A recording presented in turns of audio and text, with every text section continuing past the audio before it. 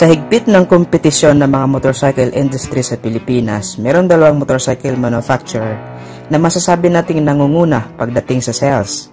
Ito ay ang Yamaha at Honda. Number 1 ang Honda Click sa dami ng scooter na nabenta sa Pilipinas.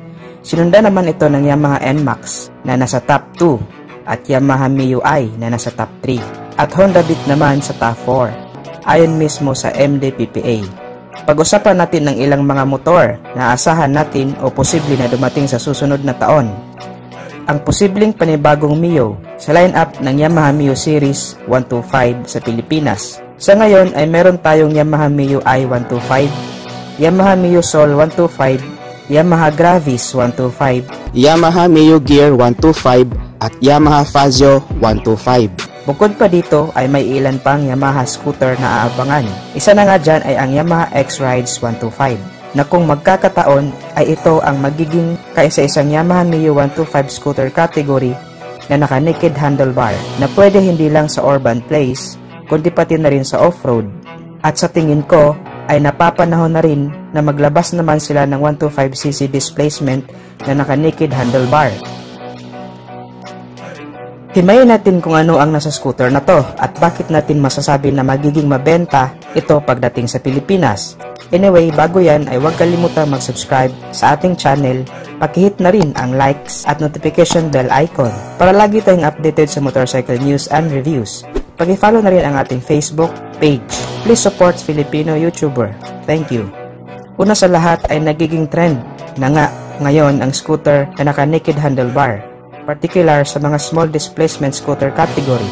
Hindi lang sa mga kapitbahay nating bansa, kundi pati mismo sa Pilipinas. Mas sporty kasi ang dating kapag naka-naked handlebar. Sa dating ng scooter na to ay kasing laki lang siya ng Yamaha Mio Gear. Hindi masyado maliit, hindi rin masyado malaki, katamtaman lang. Yung front design at side fairings niya ay may kahawig ng kaunti sa SkyDrive crossover ng Suzuki at syempre sa Yamaha Mio i125. Pero na lang sa mismong headlight na dinisenyo para pang off-road at merong division sa gitna na pang breeze o protector. Naka-LED na ang kanyang headlight at daytime running light, which is good thing. Signal light naman sa harap, likod at tail light ay halogen valve. Well, okay lang din. At least ang headlight ay naka-LED na. Present din sa scooter na to ang hazard lamp.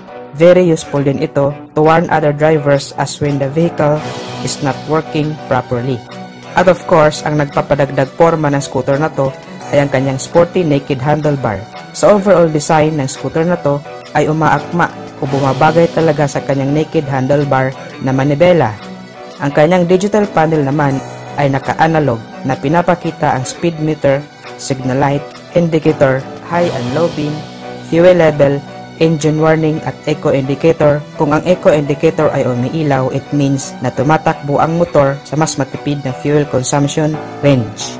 Meron din itong answer box system at nakatradisyonal na disusi with K-shutter. Very spacious din ang kanyang footboard o gulay board. Plus points din ito para sa atin mga Pinoy.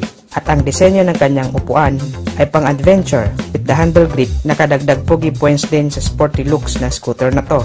At speaking of upuan, meron din itong wide underseat compartment na pwedeng paglagyan ng jacket, gloves at iba pang driving protective gear. Suspensions ay naka-telescopic fork sa harap at naka-swing type single shock with sub-tank naman sa likod. Bagay lang talaga pang rakrakan sa off-road. Meron din siyang sporty muffler. Braking system ay naka-disc brake sa harap at naka-drum brake naman sa likod. Tire size ay 80 by 80 sa harap at 100 by 70 naman sa likod with 14-inch mag size all tubeless. Punta naman tayo sa engine ng motor na to. Meron itong 125cc engine displacement, air-cooled, 4 strokes, single overhead cam, 2 valve at single cylinder. Ang kanyang maximum power ay 7.0 kW at 8,000 RPM. Maximum torque ay 9.6 Nm of peak torque at 5,500 RPM. Sa 125cc scooter category ay meron ding maibubuga ang motor na to.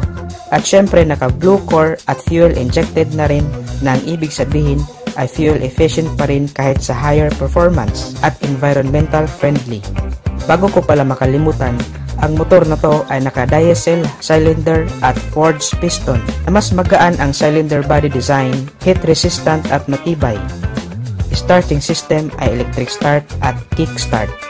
Ang kanyang timbang naman ay 98 kilograms, napakagaan lang. Set height ay 760 mm. Kayang-kaya kahit 5 feet ka lang. Ground clearance ay 135 mm. Fuel tank capacity ay nasa 4.2 liters. Hindi na rin masama sa isang 125cc scooter displacement. Ang kanyang price naman ay 18,990,000 Indonesian rupiah. At kung i-convert naman natin ito sa Philippine peso, ang estimated price niya ay nasa 67,000 pesos mahigit. Ang color variant naman na available sa Indonesia ay black, red, at white. So inaasahan natin na darating ito sa Pilipinas hopefully. Ito ang magiging pangtapat ng Yamaha sa kasalukuyang SkyDrive crossover ng Suzuki at hopefully mai-release din ang Honda Beat Street naked handlebar para at least madami ng pagpipilian ang mga consumer na sporty naked handlebar under 125cc scooter category. So dito ko natatapusin ang review natin mga ka-Wizard Moto. Don't forget to like and subscribe para lagi tayong updated sa motorcycle news and reviews. Maraming salamat sa walang sawang pagsuporta. Ride safe as always and God bless.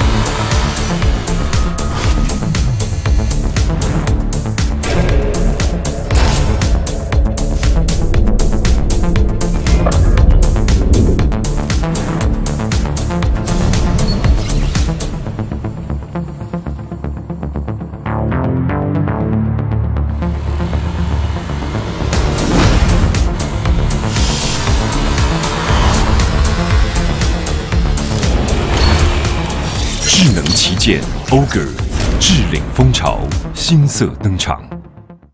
Yamalu 正常的一体零件